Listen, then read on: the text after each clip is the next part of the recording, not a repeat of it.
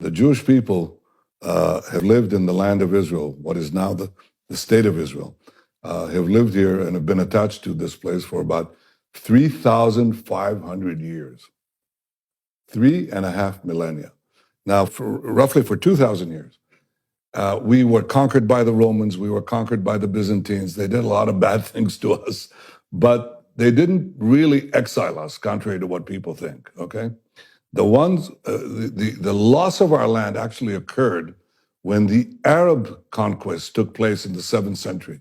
The Arabs burst out from Arabia, and they did something that no other conqueror, not the Romans, not the Byzantines, not the Greeks before them, not Alexander the Great, nobody did before. They actually started taking over the land of the Jewish farmer. They brought in military colonies that took over the land. And gradually, over the next 2 centuries, the Jews became a minority in our land. So it is under the Arab conquest that the Jews lost their homeland. The Arabs were the colonials. The Jews were the natives dispossessed. Well, that happens in history. The Jews were dispossessed. We were flung to the far corners of the earth, suffered unimaginable suffering because we had no homeland.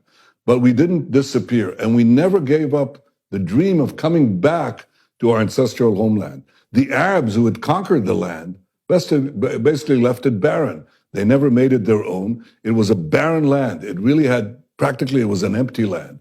And in the 19th century, the idea of coming back next year in Jerusalem became a reality. By the way, in part because of Christian Zionist support for the idea of the Great Return.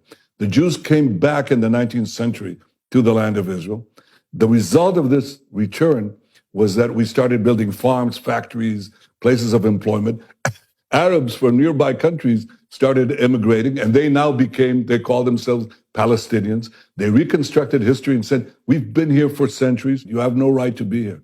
It's our land. It's not your land. It's been our land for 3,500 years.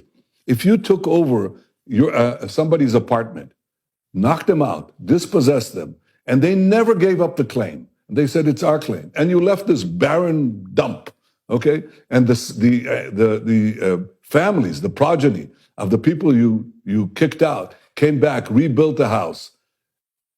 You cannot come back and tell them, you don't belong here, we're gonna kick you out, especially since you're latecomers who've come to live in part of the house, which is what the so-called Palestinians are, okay? We say to them, you can live here, we can live here, but it's our land, it's our state.